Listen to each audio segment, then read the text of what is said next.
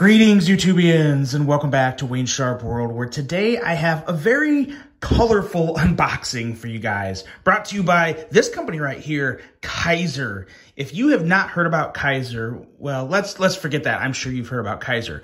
Today, the unboxing for Tauser is very different. Like I said, it's very colorful. Tauser, like most companies, usually uses micarta and carbon fiber and fake wood and G10 and sometimes real wood and all this other stuff. But they're getting colorful. It's getting kicked up a notch. And it is, in my opinion, is getting kicked up a notch because it's different. And at a time in the industry when everyone is doing so much, I feel like the industry's exploding. Tauser kind of went out on a limb with this. And they're bringing us the Serape series. And we have 1, 2, 3, and 4. We have the entire Serape series to take a look at. Now, we're going to go in order of kind of what I feel are my favorites. Now, the first one doesn't mean I don't like it. It's just, I guess, my least favorite of the group. But I'm sure it could very well be a favorite to some people because this knife here is very different. Now, of course, before I get into this, I want to thank you guys for tuning in.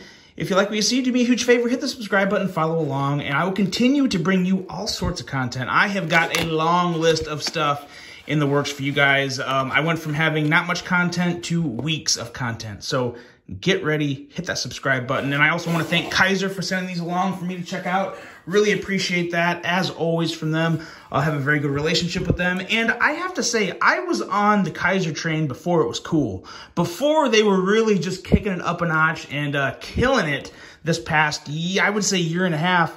Back when the original Tauser Genie came out, like 2.5 years ago, I was on that train. So I'm happy to see where they've come, and I'm happy to see them continue to grow. And the first one we have here is a non-locking knife.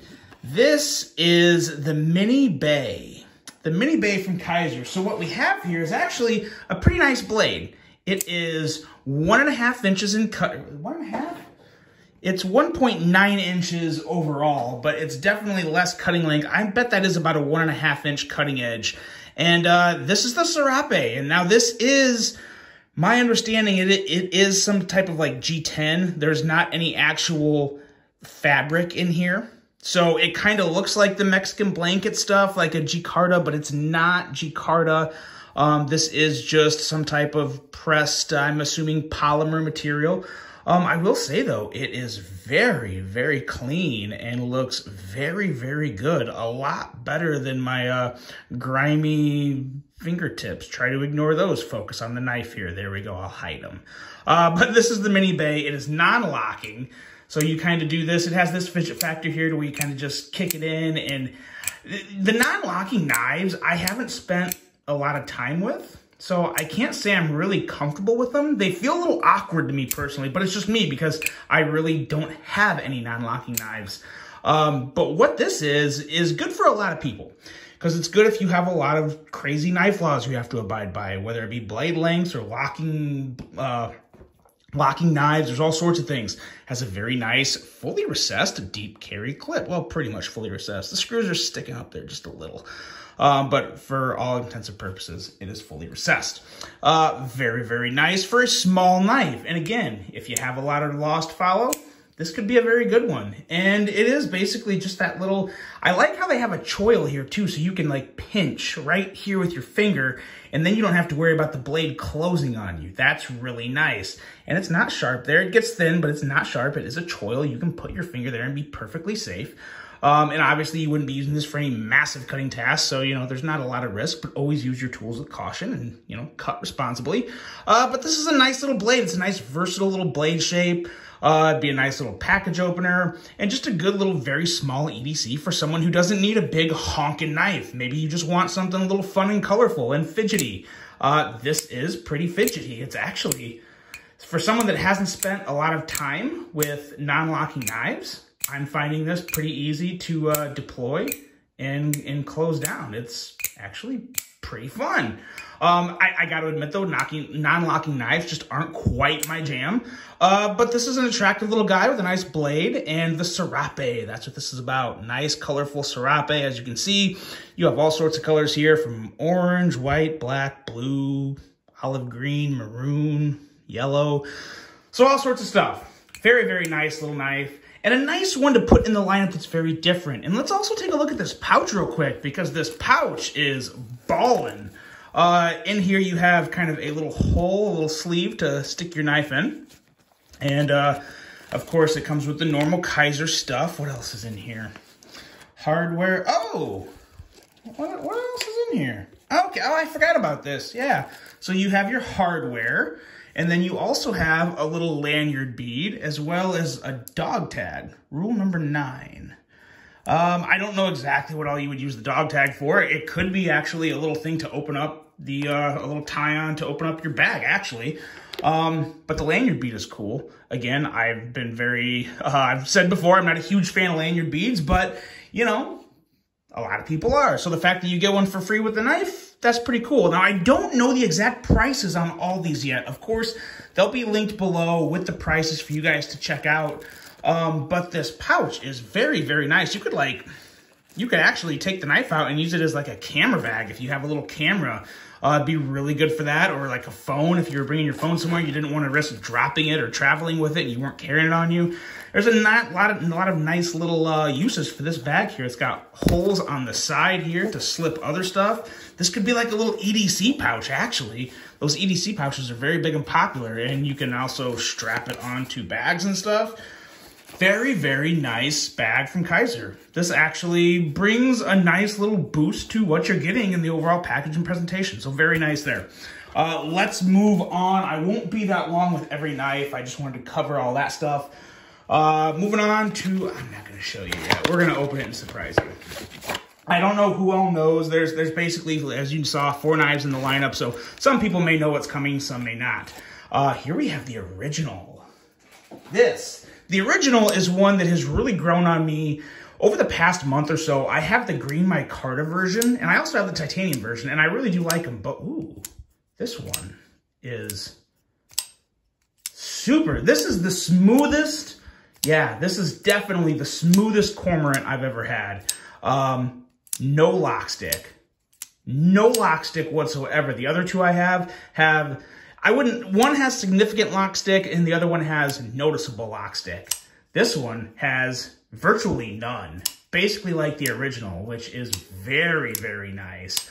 The design of this knife kind of makes the serape extra fun with all the lines on the blade and the way the lines kind of feed into the blade. This is a really, really cool setup for the Cormorant. I really like this. And of course, this has the slightly upgraded S35 VN steel. I'm assuming the price on this is going to be anywhere from $119 to $129, just because that's kind of what the other originals or the other Cormorants go for. I don't know just how much the serape is going to bump up the price. If at all, maybe it doesn't. I'm kind of assuming it will because it's a special handle material. But either way, really, really nice. Like this a whole lot. And like I said, I've always liked the Cormorant. I've come to like it a lot more over the past couple weeks, like I said. But now with this being the smoothest one I've ever handled, it may boost up the list a little longer. What I really like about the Cormorant is obviously the deployments, which ironically, the front flipper is my least favorite form of deployment on this knife. Really like the flipper and really like that middle finger flick. So 3 different ways, well, 4 different ways if you count the button, because you can, of course, just flip it out like that. Man, this is a stupid smooth Cormorant. Love this edition of the Cormorant. And the serape just pops. It works really well. One of the very few times I don't mind the black blade because it actually works with the handle material. Now, granted, that may wear a little as you use the knife, but no big deal there. That's what knives are for, to use. So, yeah, give it a little love. Put some love marks on the blade. But, yeah, very, very nice Cormorant. Stupid smooth. The first Cormorant I've ever handled with no button stick. Very, very nice there. Okay, next up, we're getting a little bigger here. And this knife, I'm glad they put this model in the serape lineup because it's not one that I would have originally thought should be in it, but it's one of those bigger knives that's like, you know what? It's one of the best Kaisers. So many people love this knife. And it's just nice to have a big version or a bigger knife in this lineup that's a little more of an aggressive look, but the colors just kind of make it fun.